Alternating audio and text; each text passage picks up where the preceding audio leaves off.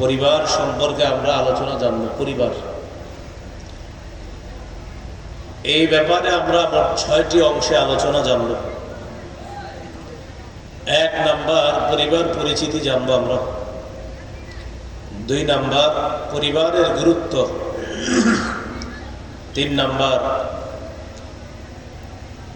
বিয়ের গুরুত্ব। 4 নাম্বার, বিয়ের ফজিলত। 5 নাম্বার, বিয়ের বিধান। 6 নাম্বার, বিয়ের পূর্বে করণীয়। এই 6টা বিষয় জানবো আমরা ইনশাল্লাহ। বাস আলোচনাটা শেষ হবে, একটু মন দিয়ে শুনবো। একটু অংশ ছুটে গেলে আলোচনা বোঝা মুশকিল হয়ে যাবে। আমরা ধৈর্য সহকারে বলবো, বলি ইনশাআল্লাহ।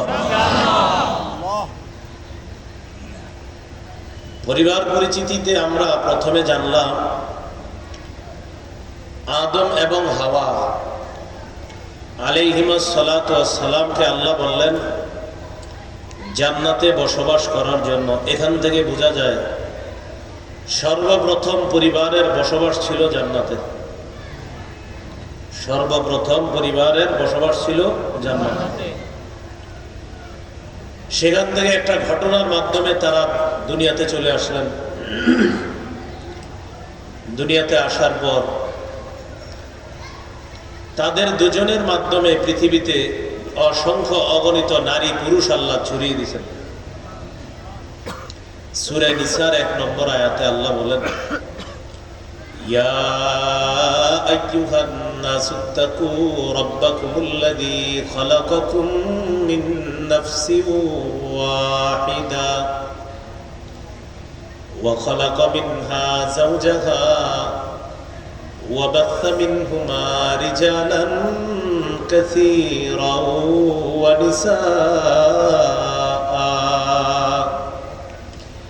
হে মানুষ, তোমরা তোমাদের রবকে ভয় করো, যিনি তোমাদেরকে একজন থেকে সৃষ্টি করেছেন। সে একজন হলেন আদম।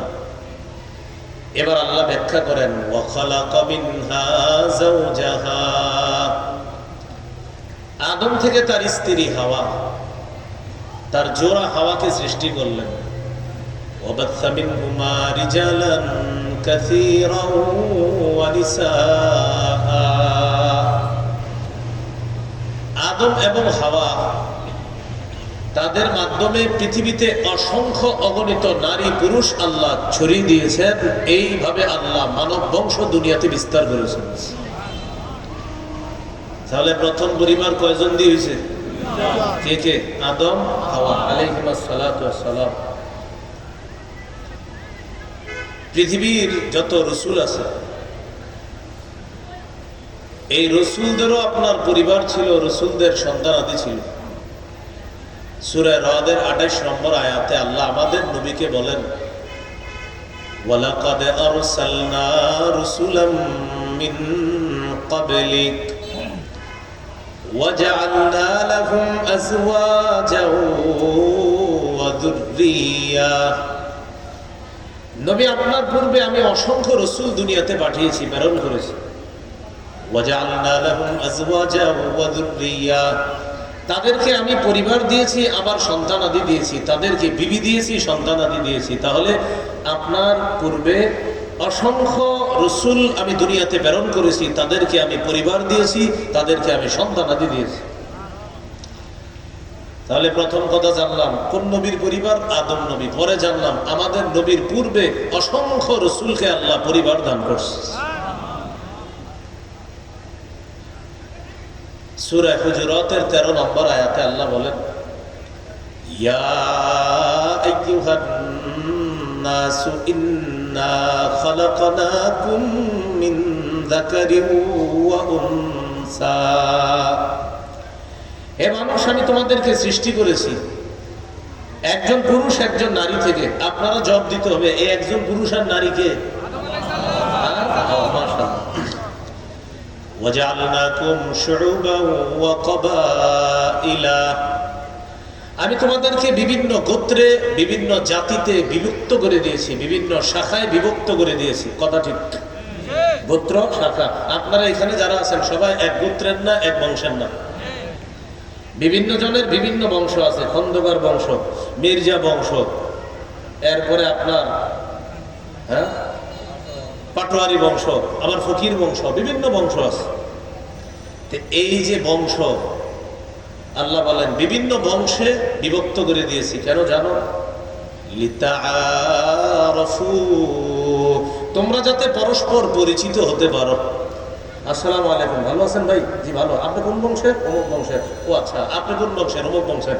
ভালো আছেন তো? আপনার দাদার নাম অমুক ছিল। আল্লাহ বলেন বিভিন্ন জাতিতে বিভক্ত করে দিয়েছি যেন পরস্পর পরিচিত হতে পারো। তবে মনে রেখো, ইন্না আকরামাকুম ইনদাল্লাহি আতকাকুম, তোমাদের মধ্যে আল্লাহর কাছে সবচেয়ে সম্মানিত ওই ব্যক্তি যার অন্তরে আমি আল্লাহর তাকওয়া বেশি, ওই মানুষটা।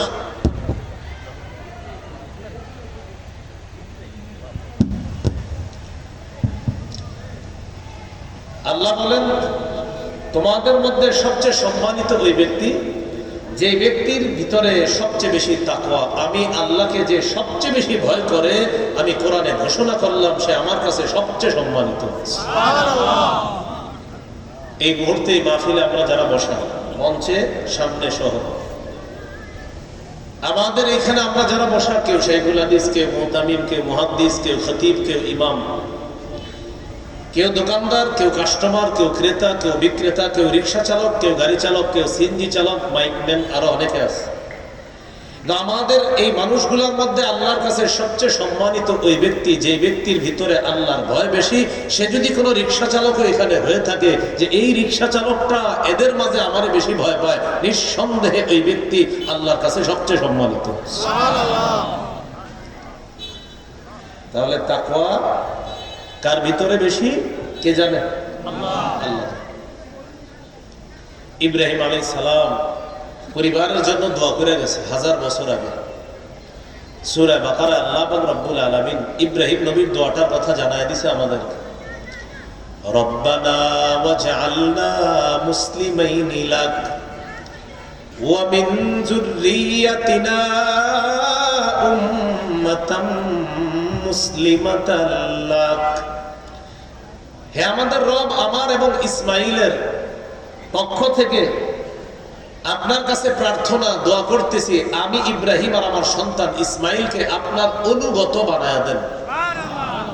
পরে কি বলে দেখেন, ওয়া মিন যুররিয়াতিনা উম্মাতাম মুসলিমাতান লাক, আমাদের বংশধরদের মধ্য থেকে যারা দুনিয়াতে আসবে তাদের মধ্য থেকেও এমন একটা উম্মত আপনি বানান যে উম্মত আপনার অনুগত হবে।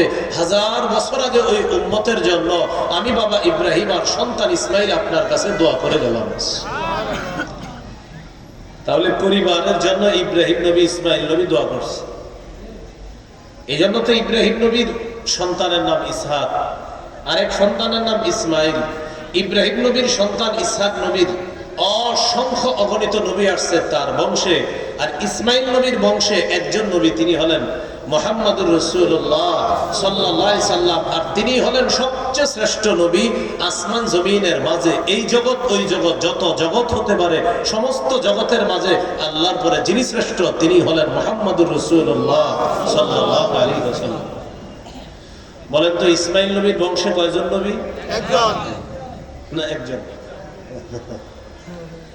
আর ইসহাক নবীর বংশে অসংখ্য নবী। হ্যাঁ, অসংখ্য নবী। তো ইব্রাহিম নবীও দোয়া করে গেছে। ইব্রাহিম নবী 1000 বছর আগে আল্লাহর কাছে দোয়া করছে, রব্বানা ওয়া বা'আস ফীহিম রাসূলাম মিনহুম ইয়াতলু আলাইহিম আয়াতিকা ওয়া ইউআল্লিমুহুমুল কিতাবা ওয়াল হিকমাতা ওয়া ইউযাক্কিহিম। আল্লাহ আপনার কাছে দোয়া করলাম, ইবআস ফীহিম রাসূলা, আল্লাহ আপনি তাদের মধ্যে একজন রাসূল প্রেরণ করবেন, রাসূল পাঠাবেন, এমন একজন রাসূল ইয়াতলু আলাইহিম আয়াতিক, যে রাসূল আপনার আয়াতগুলো তেলাওয়াত করে শোনাবেন, ওয়া ইউআল্লিমুহুমুল কিতাব, যে রাসূল আপনার কিতাব মানুষকে শিক্ষা দিবেন, ওয়াল হিকমা, কিতাবের ব্যাখ্যা মানুষকে জানায় দিবেন। ওয়া ইউযাক্কিহিম, যে রাসূল মানুষের আত্মা পরিশুদ্ধ করার কাজ করবেন। কয় দোয়া? 4 দোয়া। কয় দোয়া? এক নাম্বার তিনি কোরআন তেলাওয়াত করবেন, 2 নাম্বার তিনি কোরআন মানুষকে শিখাবেন, 3 নাম্বার তিনি সুন্নাহের মাধ্যমে কোরআনের ব্যাখ্যা দিবেন, 4 নাম্বার তিনি মানুষের আত্মা পরিশুদ্ধের কাজ করবেন। ইব্রাহিম নবী আত্মা পরিশুদ্ধের কাজের দোয়াটা কয় নাম্বারে বলছে? 4। আল্লাহ এই 4টা দোয়াই কবুল করছে। তবে সিরিয়ালে আল্লাহ একটু অন্যভাবে কবুল করছে, কিন্তু 4টাই করছে। ইব্রাহিম নবীর সিরিয়াল যেটা বলছে আল্লাহ এই 4টাই কবুল করছে, বাকি সিরিয়ালে আল্লাহ একটু অন্যভাবে বলছে। সুবহানাল্লাহ। আল্লাহ পাক রব্বুল আলামিন বলেন, লাকাদ মান্নাল্লাহু আলাল মুমিনিনা ইয বাআসা ফীহিম রাসূলা إذ بعث فيهم رسولا من أنفسهم يتلو عليهم آياته ويزكيهم ويعلمهم الكتاب والحكمة. এটা মন দিয়ে শুনলে বুঝবেন। দেখেন আল্লাহ কি বলতেছে। ইব্রাহিম নবীর দোয়া আমি কবুল করলাম।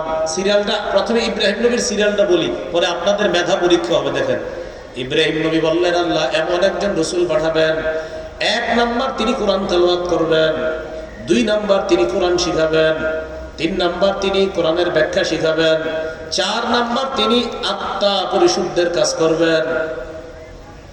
এবার আল্লাহ কি বলে দেখেন, আমি ইব্রাহিম নবীর দোয়া কবুল করে একজন রাসূল পাঠাইলাম, এমন একজন রাসূল পাঠাইলাম যে রাসূল তাদেরকে কোরআন তেলাওয়াত করে শোনাবেন। তাহলে আল্লাহ ইব্রাহিম নবী যেটা বলছে প্রথমে ঠিক আছে, ঠিক আছে, কোরআন তেলাওয়াত। 2 নাম্বার ওয়াযাক্কিহিম, তিনি আত্মা পরিশুদ্ধ করার কাজ করবে। হ্যাঁ ঠিক আছে, সিরিয়াল ঠিক আছে। এই তো মাশাআল্লাহ। ইব্রাহিম নবী দোয়া সিরিয়ালে কয় নাম্বার আত্মা পরিশুদ্ধ বলছে? আল্লাহ কয় নাম্বারে বলছে? এটাই বুঝার আছে।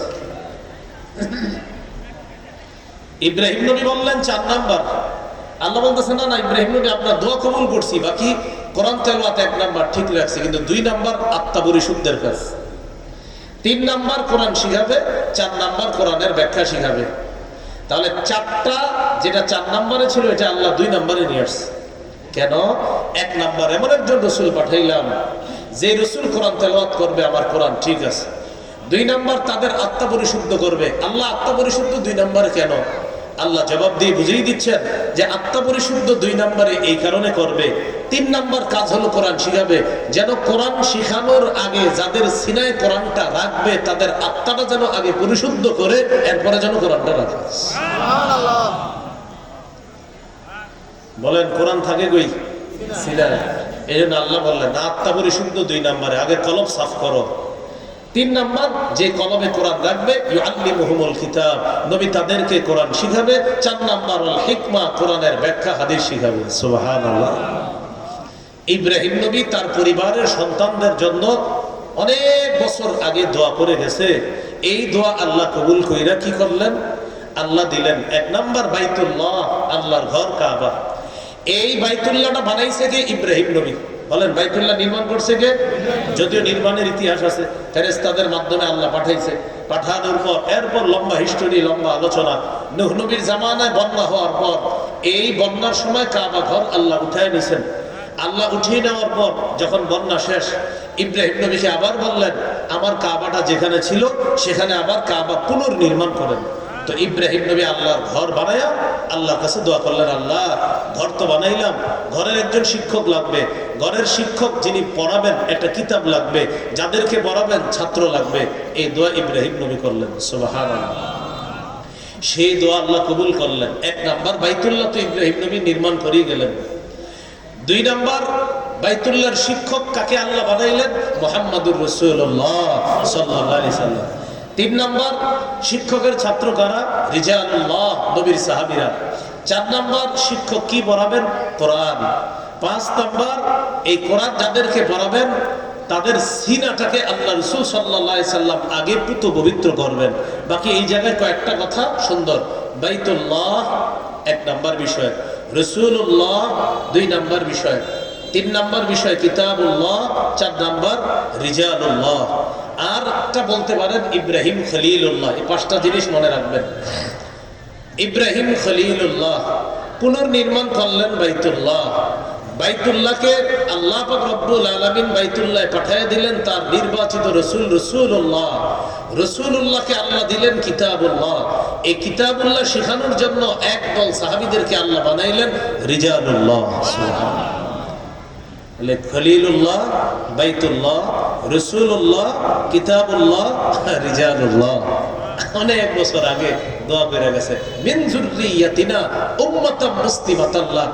আল্লাহ, আমার আর ইসমাইলের বংশ থেকে এমন একজন জাতি আপনি নির্ধারণ করবেন যে জাতি আপনার একান্ত অনুগত হবে। আমি ইব্রাহিম আমার সন্তানের জন্য অগ্রিম দোয়া করে গেলাম। তাহলে শুধু সন্তান না, সন্তানদের বলেন। বিশেষ করে একজন সন্তানের জন্য দোয়া করছে, তিনি হলেন মুহাম্মাদুর রাসূলুল্লাহ সাল্লাল্লাহু আলাইহি সাল্লাম। আর ব্যাপকভাবে দোয়া করছেন আমাদের জন্য। সুবহানাল্লাহ। আল্লাহ আমাদেরকে কথাগুলো মনে রাখার তৌফিক দান করেন। আমিন। তাহলে এবার আপনারা একটু পরীক্ষা দেন তো, ইব্রাহিম নবী দোয়ায় 4টা কথা বলছে। আত্মশুদ্ধির কথাটা ইব্রাহিম নবী কয় নম্বরে বলছিলেন? আল্লাহ কবুলের সময় আত্মশুদ্ধির কয় নম্বরে রাখছে? এখান থেকে বোঝা যায় ভালো কিছু অর্জনের আগে আত্মাটা পরিশুদ্ধ করা জরুরি। আল্লাহ আমাদেরকে মনে রাখার তৌফিক দান করেন। আমরা কোন আলোচনায় ছিলাম মনে আসেনি? পরিবার, ভুলে গেছেন? কোন আলোচনা? পরিবারের জন্য দোয়া। তাহলে 1 নম্বর আলোচনা গেল পরিবার পরিচিতি। পরিবার পরিচিতি জানলাম, আদম নবীর পরিবারের বিষয়ে জানলাম, ইব্রাহিম নবীর বিষয়ে জানলাম, আমাদের নবীর পূর্বে যত রাসূল তাদের ব্যাপারে জানলাম।